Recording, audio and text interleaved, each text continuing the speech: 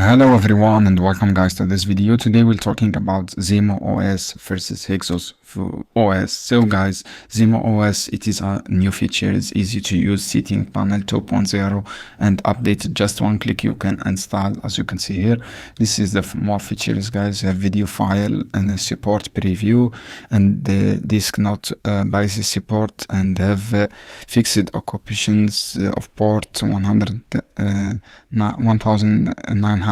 1901, and have automatically collaborate system time zone and to zone and compatible with iPhone connections, fixed problem, fixed law of interface display operations, easy to download via GitHub and open source GitHub. The new video file now support preview. This is the off option guys. Storage this hyper's updated. So guys, Hexos OS, it's for control and for the content and data store, streaming, virtual machine and more. You can create secure, private and server you can manage from anywhere with Hexos OS.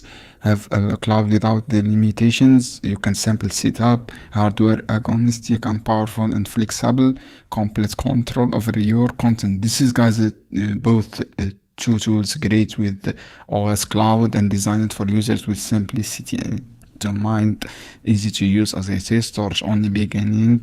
And so guys, this is two software you can use.